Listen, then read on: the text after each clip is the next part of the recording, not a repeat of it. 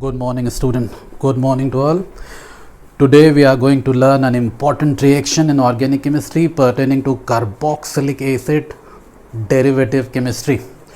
Today we will learn an important reaction which is known as Arndt-Weisert reaction. In this reaction we take a carboxylic acid halide or chloride more preferentially, and when this is allowed to react with diazomethane, rather 2 moles of this, 2 moles of diazomethane, and subsequently then it is allowed to undergo acid hydrolysis, and interestingly the product obtained is a carboxylic acid like this. So this conversion of an acid chloride into a carboxylic acid having one carbon atom more, this is an additional carbon atom. So conversion of an acid chloride into a carboxylic acid by the use of 2 moles of diazomethane and subsequently hydrolysis, this sequence of reactivity is known as Arndt-Weisert reaction.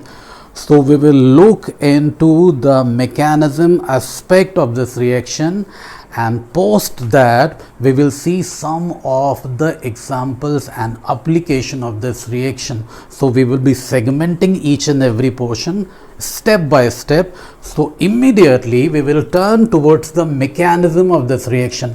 So you just remember, we have converted an acid chloride into a carboxylic acid having one carbon atom more. Loud and very clear. So start with the mechanism of this reaction. The mechanism straight away states we have taken acid chloride and then this is allowed to react with diazomethane. Diazomethane can be shown like this, and this carbon negative charge is behaving like a full-fledged nucleophile, and this will cause some type of nucleophilic substitution at this carboxyl. I am saying carboxyl carbon. So this attack is taking place here. The pi bond migrates, it back migrates because it is supplemented by a decent leaving group. So what is happening here right away is RC double bond O and the Cl is gone. It is being replaced by CH2 and N triple bond N with a positive charge. Show it quickly in your notebook. Step 1. So this is some kind of nucleophilic substitution activity. Show this in your notebook immediately.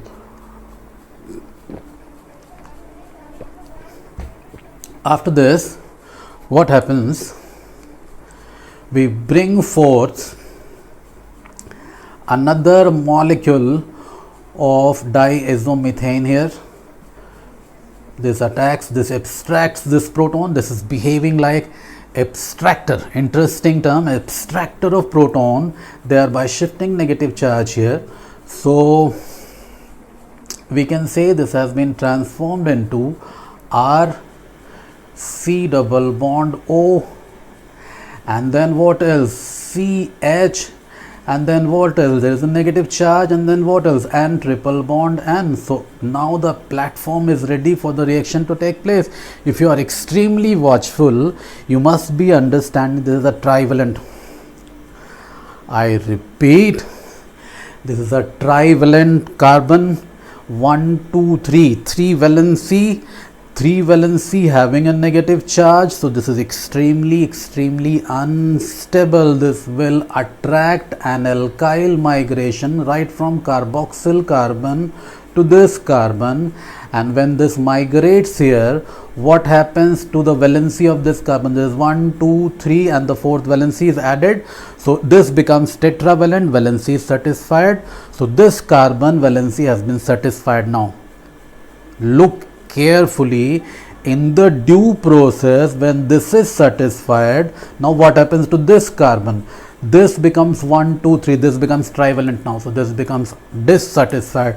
So what happens, this immediately triggers off the migration of negative charge here. Mind it and show it very clearly. So this is arrow 1 and this is arrow 2.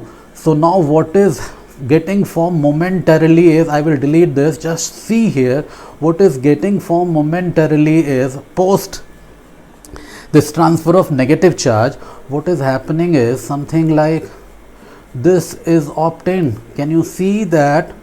Can you see that for some time, for a brief time span, this carbon is becoming 1, 2, 3, 4, 5 pentavalent, which is not possible again. So what happens when this attacks here? I will go back to this. This negative charge moves inside, and because of this, nitrogen being a decent leaving group leaves off this carbon. So something like this is obtained. I am deleting this portion. You can see it again and again so that you get to know what has happened here. Now what do we get? What do we get is something like this. This C double bond O is keeping intact. What else, if you can suggest me? What more? What else? This C double bond O is fine. Then there is this double bond C. Then there is a hydrogen. And this alkyl migration has caused the alkyl shifting to this carbon. So this is some kind of RC double bond C, C double bond O, which is known as a ketene, which is an important reaction intermediate. So I will take a pause, just look into this mechanism, analyze properly. So we have reached till the point of ketene. Quickly show in a notebook, analyze properly. We will move on now. Now this is approached by water molecule. So what happens? Water molecule oxygen lone pair approaches here, pi bond migrates. So pi bond migrates. What is obtained is, we can show it here, C double bond O is gone, O negative. What else? OH2. What else? Double bond CHR. Just see whether you get it or not. Just see it comfortably. So we have reached here. If you can see, if you can understand, water has attacked on this carbon, pi bond has migrated, there is a bond formation here. Now you can see this species is carrying a negative charge, is proton deficient, and this is proton proficient. So this, what happens, this proton undergoes intermolecular proton exchange, and what do we get is something like this, R, and what else, CH, and what else, double bond C, and what else, OH, and what else, OH. Quickly show this. Carbon which is carrying a double bond is having an OH. So this is some kind of enol. So enol will undergo keto-enol tautomerism. It becomes slightly lengthy. Do it step by step, it becomes easier. So what happens, this moves inside, this goes away, there is again intramolecular proton exchange, and what do you get here? What do you get here is an R attached to carbon, then there is a hydrogen, then there is one more hydrogen which has moved 3 atoms because of keto-enol tautomerism, and then there is a carbon again, then there is a double bond O, and then there is an OH. So what we have done effectively is, we have reached carboxylic acid by the use of an acid halide. Look at the mechanism properly and confirm and reconfirm whether you learn it or not. So see it properly. So this conversion, this mechanistic pathway is known as Arndt-Oersted synthesis or reaction. Now what is happening here is, if I apply some tracer technique, some isotope labeling here. So if I make this carbon, I label this carbon as C13. So does this C13 appearing in the product? Does this C13 appear in the product? We have to look for this. This C13, carbon 13, I think it is appearing here. It is fine. It is appearing here. It is again okay. This is appearing here. This is again okay. Then this is appearing here. This is again okay. Keep a watch on what I am doing here. This is appearing here. That is okay. And then this is appearing here. So what happens? The additional carbon coming from diazomethane is kind of getting inserted between the alkyl group and the carboxyl carbon. I will repeat, the additional carbon which is coming because of diazomethane is getting sandwiched in between the carboxyl carbon and the alkyl portion. So that additional carbon, diazomethane, is getting sandwiched here only. So here the carbon is entering. You can show it here. This is known as isotope label technique. There is one more thing which I need to tell you. If this carbon, this carboxyl carbon is labeled as C14, then this C14 is here, then this C14 is here, then the C14 is here, then the C14 is here, then the C14 is here, and eventually the C14 remains the carboxyl carbon. So the carboxyl carbon here is carboxyl carbon here, and the additional carbon is which is getting sandwiched is coming from diazomethane. There is sandwich between alkyl portion and the carboxyl part. Quickly do the mechanism. Now we will be doing some small question on Arndt-Oersted reaction. Quickly show this mechanism now. Quickly show everybody. I hope you understand. So what we have done here virtually is we have converted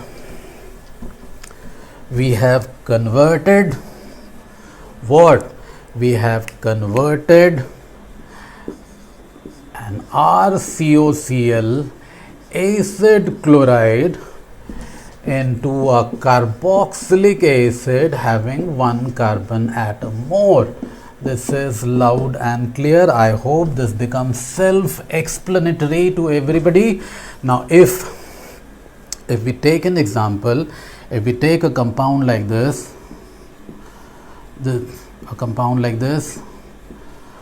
and when this is allowed to react with diazomethane 2 moles and subsequently hydrolyzed, what happens? If you can tell me the product form here, what happens here? The product form is the carbon atom is inserted right here, this point in between the alkyl portion and the carboxyl carbon, and then this is converted into corresponding carboxylic acid like this. Show it clearly. There is one more portion of the reaction to be discussed. Kindly show this here. We will move to some more example, some more application of this reaction.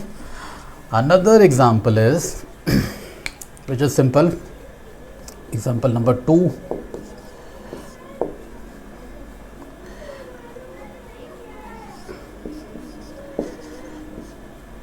If we take a compound like this, which is ordinary, this is allowed to react with what? 2 moles of diazomethane. And what do we get? We get something like this: C double bond O and double bond CH and CH3. Look at the cation formation here, cation which we have formed in the mechanism. So we reach here, cation formation. Now what happens? This cation, when this is allowed to react with water, what do we get is C double bond O and OH and CH2 and CH3. So we are getting a carboxylic acid. We are getting a carboxylic acid having one carbon atom more. Now the interesting turn is, if we could have taken an alcohol, ROH, the product obtained would have been something like this. We could have got an ester.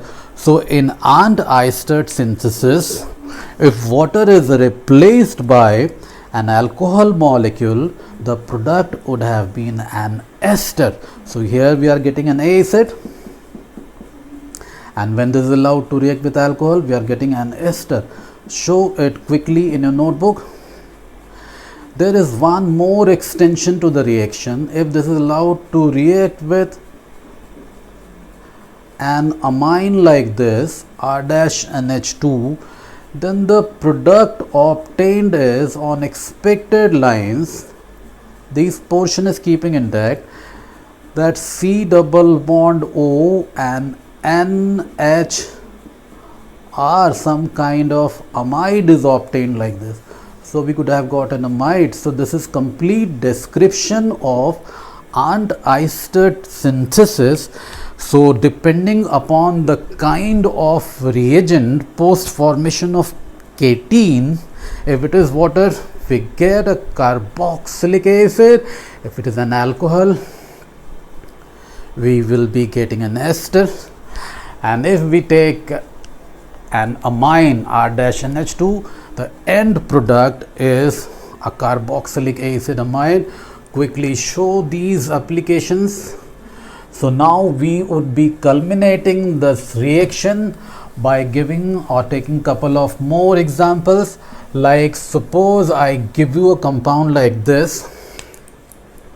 This is a compound given to you as a cyclopropane carboxylic acid, and it has to be converted into this, one carbon getting inserted here. So this is 2-cyclopropyl ethanoic acid. So one carbon has to be inserted here. So how can you perform this conversion reaction? Perform the conversion. Write the question. Perform. Do this conversion. Perform the conversion. Do it fast. Perform the conversion. So you must be getting the idea how to do this. We can use Arndt-Oersted reaction here. What we need to do is get this compound reacted with SOCl2. What do we get? What will you get here? You will get here something like this, COCl.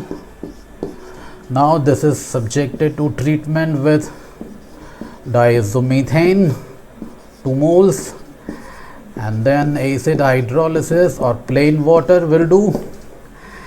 And what is the product obtained is straight away this carboxylic acid. So this is a step up reaction converting a carboxylic acid having carbon N to N plus 1, N to N plus 1 carboxylic acid conversion. This reaction is safely used and safely exhaustively applied in synthetic organic chemistry. We will do one more conceptual aspect of this reaction. If we take a acid halide like this, look this reaction carefully.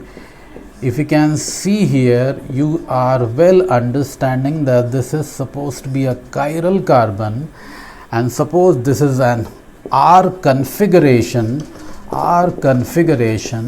and when this is subjected to an Eystedt reaction by the use of diazomethane 2 moles and acid hydrolysis or hydrolysis plane, what is the product form? Can you guess? Can you draw the product in a notebook? The product obtained is CHD and